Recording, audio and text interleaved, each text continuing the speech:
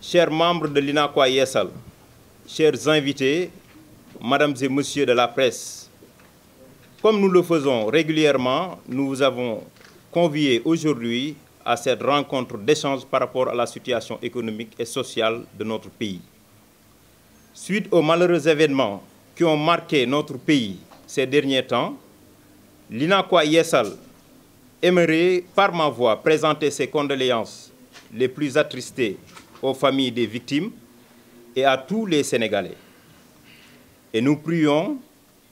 pour le repos de leurs âmes. Nous souhaitons aussi prompt rétablissement aux blessés et partageons la peine des sinistrés de quelque manière que ce soit. Personne n'ignore cependant que la situation économique est fortement impactée, tout d'abord par les ravages de la Covid-19 qui perdurent, mais aussi par les événements violents et malheureux que nous vivons depuis 2021 découlant de la situation politique du pays. Cela ne doit plus se répéter. En dehors des pertes humaines, notre économie s'est fortement dégradée. Cette situation déplorable a induit une inflation sans commune mesure. Il faut noter que l'instabilité politique et sociale pourrait entraîner une situation chaotique de notre pays. Et même au-delà de la sous-région, car le Sénégal est un hub économique important pour les échanges en Afrique de l'Ouest. C'est le constat général au moment où les acteurs de l'économie informelle misaient fortement sur une relance. Donc, il est impérieux de réfléchir aux voies et moyens pour éviter que pareille situation ne se reproduise. Il y va de la survie de notre nation. Un Sénégal apaisé est de l'intérêt de tout un chacun. Et il est d'une importance capitale de veiller à préserver le tissu social. Notre salut à tous en dépend. De ce fait, nous aimerions lancer un appel solennel aux autorités et aux politiques de tous bords de veiller à trouver des solutions idoines et pacifiques à cette regrettable situation avant que le point de non-retour ne soit atteint. Nous rappelons le président de la République, le gardien de la Constitution, l'impérieuse nécessité d'organiser des élections présidentielles dans les règles de l'art pour un climat social apaisé, mais aussi à ses devoirs de s'assurer que tous les Sénégalais dorment du sommeil des justes. Nous saluons les efforts des forces de défense et de sécurité qui se battent nuit et jour jusqu'à leur dernière énergie pour préserver la sécurité physique et matérielle des populations. Nous condamnons avec fermeté la violence sous toutes ses formes, mais plus particulièrement le pillage des lieux de commerce. Après tout cela, nous allons vers une période de forte consommation avec l'approche du mois de Ramadan, qui est doublé du mois de Carême avec la célébration des fêtes de Pâques de nos parents chrétiens. Nous demandons cependant à tous nos membres, sur toute l'étendue du territoire national, de s'animer d'un esprit d'indulgence par rapport aux marges bénéficiaires sur la vente des denrées de première nécessité, comme il n'y a pas de taxes nouvelles durant ces derniers mois, mais aussi d'éviter l'écoulement de produits prohibés ou nocifs à la consommation. Nous profitons aussi de cette occasion pour saluer la douane sénégalaise pour la mise en œuvre de la dématérialisation des procédures douanières entrées en vigueur depuis le 1er janvier 2024 pour permettre aux commerçants l'optimisation des coûts et délais, mais aussi l'amélioration des conditions de travail et de sécurité. Enfin, des informations que nous avons eues des 14 régions du Sénégal et des 46 départements nous montrent nettement que les stocks de produits de première nécessité comme le sucre, le riz, l'huile se raréfient de plus en plus, ce qui entraîne certainement la cherté de ces produits disponibles dans le marché. Sur ces produits, nous demandons solennellement les autorités compétentes d'ouvrir les portes de l'importation. L'oignon, la pomme de terre sont en suffisance, mais cependant nous demandons l'arrêt de l'importation de ces produits parce que bientôt arrivent les récoltes. Au-delà du volet économique, l'INACOI Yessal œuvre aussi dans le social, en octroyant entre 2020 et 2024 plus de 400 bourses de formation aux élèves et étudiants dans les domaines du génie civil, l'informatique industrielle, l'électronique, l'électromécanique, pétrole et gaz, santé, transport et logistique. Pour ce finir, le président national de l'INACOI Yessal et les membres du bureau partagent les peines et difficultés de certains consommateurs et leur renouvellent leur sincère amitié. Nous vous souhaitons un très bon carême et un très bon ramadan. Nous vous remercions de votre attention. Nous sommes disposés à répondre à vos éventuelles interpellations. Merci, sir. Moi, je sais que nous sommes des politiques. INACOI Yessal organisation laïque et apolitique. Amul ethnie, amul leneen. Loi bi boobu ñuy wotee li nga xam ne ñun gis nañ ko ci te moo nu concerné directement comme tiimuma ko xamuma lan leen dëxañ ci biir wante ay bandi yoo xam ne dañoo def lu bon sakkaase magasin commerçant yi grande surface yi station yi lépp ñu génne leen ñu dugalaal leen ci biir askan wi loolu moom crime la du lu baax xamuma nag loi bi nañ ko dëxañe ña ñuy génne ak ña ñuy bàyyi parce que ñoom dañuy def politique comme dañuy def politique nag la nekk ci biir day jafe ma wax ci waaye man daal su doon man maay def te ak li ñuy suñu position ñun bandi moom du def lu bon nga tëj ko xëy baal ko mu dem loolu daal ñun d'accorduñ ci loolu laa la mën a doon ci loolu. ba noppi seen texte yi ñu leen jox waxaale nañ ko ci biir moment bi ñu nekk nii amul sa benn fournisseur booy dem dans le monde entier jóge Sénégal dem te la mu doon jëf leen tey yow néew la damay xaar ba ci kanam su doon danaa lebal marchandise boo demee danaan la mënatumaa jël samay bateau di ko yóbbu Sénégal moment bii sous région bi nga xam ne moment yii ñi nga xam ne dañuy def ay tailleur la dañuy ñaw ak transformation produits locaux yi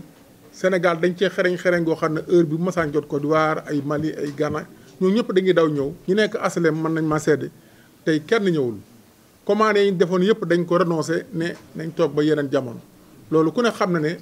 impact bu mag lay indi ci économie Sénégal te dara teguñu ko nag lu may politiciens de tout bord parce que ñoom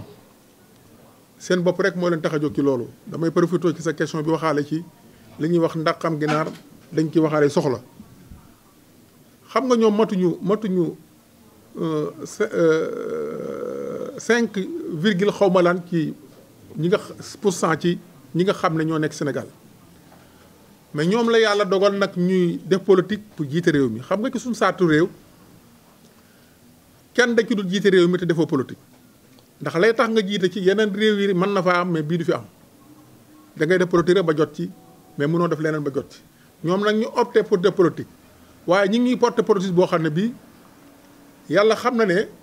man damay jàpp sax ci fan yi ne damaa gën Sénégal am na 300 partis ci loo xam ne lu ñu xam la ma jàpp ne man nañuy def ba am parti damaa defe ne dañ ko yombal ba ëpp ma jàpp ne bu ñu continuer ci loolu ñu am 300 partis moment yii te ñoom matuñu 5 virgule % ci population bi dañuy mujj li ñuy def ñun commerçant yëpp yi nekk Sénégal man damay jàpp ne xam nga ñun du ñu def politique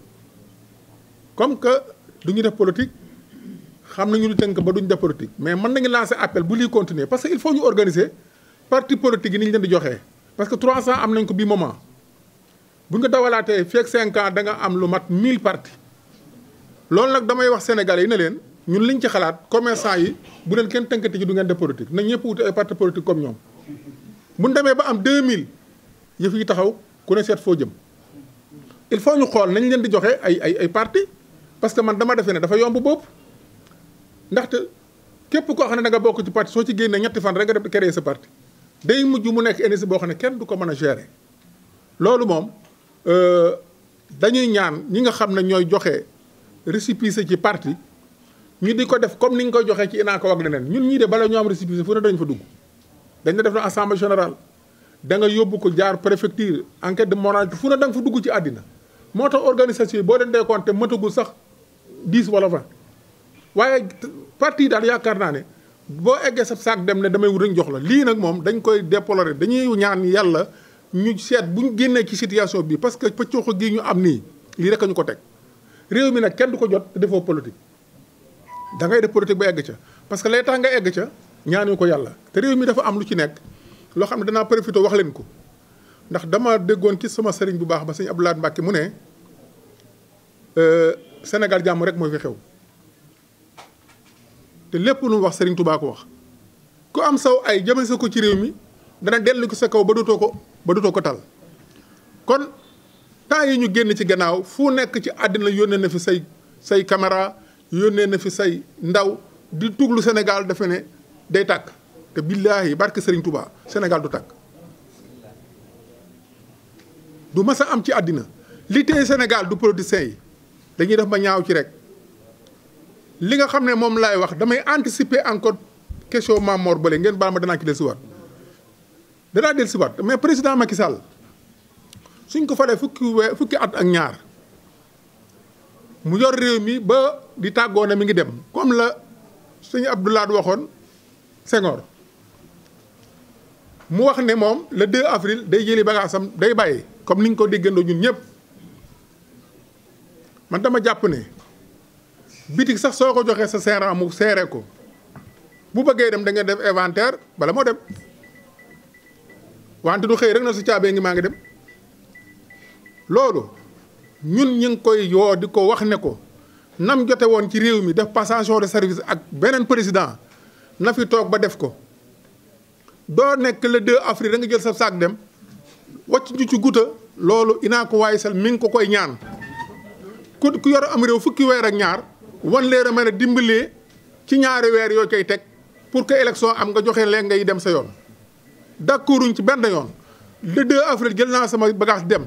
su fekkee ne conseil constitutionnel am na benn porox ndoll bu mu jaaree moom ba ñaan ko ñun ñëpp ñu bokk ko ñaan ba mu def fii moom benn weer wala ñaar organiser élection yi yoo xam ne amul xaj ak seen mu dugal ci li nga xam ne moom la war a def su dee ñiñ validé temps mi bu dee recalé temps ñun suñu yoon nekkul ci loolu l'essentiel na def élection yoo xam ne yi moom dana yemale ñëpp génn fi ci jàmm waaye le 2 avril jot seen si bagage su ko maa ngi dem loolu moom su ko defee ñun ñoo koy topp ba fa mu nekk ñu indiwaat ko ne ko kaay toog ba passé service loolu moom dama leen koy wax léegi day question boo xam ne dama koy anticiper bëgg ma mu génn ci sama bopp munul jekki le 2 avril mu ne dem naa mangoog fu mu nekk ñu jëli ko ñun andi ko ne ko toogal fii ba ngay jox am président boo jox réew mi xaw ma nag nu mu koy defee man sama yoon nekku ci conseil ñun jàngu droit sama yoon nekku yéen ay jànkat tubaab ngeen kon dañuy ñaan conseil constitutionnel moom su fekkee mën na wax ak moom wala mu xool nu muy def ak ñaan gi ñu koy ñaan nun mu jàppale ñu ci à ce que mu yoral ñu sunu oto bi ba muy gis chauffeur bu ko dawal mu jox ko te bañ a jékki-jékki sànni ko dem yoonam ak ban question. Kémi Fall. daara yi moom taxe yi nga xam ne moom la gouvernement bi di teg ci moom ak dédouanement moom yokkul mi ngi fi mu nekkoon mais nag fañ koy jënd ji léeg-léeg mu seer goo xam ne suñu ñëwee fii il faut mu répercuté wu ci njëg gi te moment bi ñu toll nii fañ koy jële ji dafa seer kon ñi ngi ragal lool ci bu ñëwee dana yokk tuuti ci prix bi mais loolu ñu bañ ko de protex di ñaan commerçant yi li ñu leen ko naan waxee ñu dawal yërmande ci weer wi ñu jublu ndax ku ne xam na ne weeru koor lu ñu daan consommer dafa yokk li ñu leen di ñaan ñu bañ a jaay marchandise mu primé bañ a jaay fraude bañ a def contrefaçon li nga xam ne nag am nañ ko ci information ci réew mi yëpp ci wàllu daara yi quelques produits moo nekk yoo xam ne yi yu ñuy jëm ci jeex la jeexul tàkk ndax bi ñu jotee ak directeur du commerce intérieur nee na ma daara yi ñuy war a soxla ci koor gi dara manqué wul mais ñun suñu investigation wu bopp bi ñu ko defee ci 46 départements yi 14 wax nañ ñu ne li demee ni suukar ak diwlin moom egg na foo xam ne bu fekkee renforcer wuñ ko dana manqué. kon ñi ngi ñaan autorités yi nga xam ne yu compétent lañ ñu bi importation boobu ba produit yooyu bañ a manqué ci koor gi loolu lu ñuy ñaan la ci façon boobu. ak ban question. Unacois Yeessal te ak nit boo leen jiitee faaw ngay def loo xam ne lii dana jariñ say membre ñi ngi ko doon njëkk a xalaat ci ñi nga xam ne day ay membre Unacois lañ seeni doom jàng nañ ba am bac bu ñu demee université dañ fay toog ba seen cycle bi jeex te duñ jàng ñu xalaat ñun ne nañ dem ci université yi nga xam ne ñoo nekk ci réew mi ak ñu nekkul bitim réew parce que fu mel ni Iran am nañ fa ay bourse foofu xam nga ku jàng pétrole foofa ngay dem am nañ fa ay bourse ngeen xam ko yéen itam koo xam ne bëgg nga ko su ñëwee fii dañ ko wax na muy dem ba dem jàngi te njàng ma ngay defi Iran pour jàng pétrole ak gaz charge yëpp yu ci gën a bari foofa lañ la koy jëlalee loolu dafa nekkoon kumpa boo xam ne moo tax ñu dugalaale ko ci suñu texte yi pour que mu siiw ba nit ñi xam ne am nañ ko yeneen bourse yi ci université Sénégal yi la nekk lu mat juróom-ñetti université yu nekk ci réew mi yoo xam dañuy jàngalul formation lay nekk il faut nga am bac door caa mën a dem loolu itam boo gisee ñu def ko biñ koy def niñ ko doon tànnee mooy bi ñuy door a tàmbali dañu jël 14 régions yëpp inspecteur académie ba fa nekk ñu jaarale ko ci gouverneur ba yónnee ko ay bourse nombre de 20 wala 30 wala yu mel noonu gouverneur su woowee inspecteur bi da koy yóbbu day woote ca département ba wala région ba élèves yi nga xam ne ñoo gën a xereñ am nañ note yu baax sans récompense ñoom dañ leen ko doon neexalee noonu lañ ko doon tànnee ci régions yi bépp inspecteur académique bu am ci nekk ci département wala région da nga ci daan jot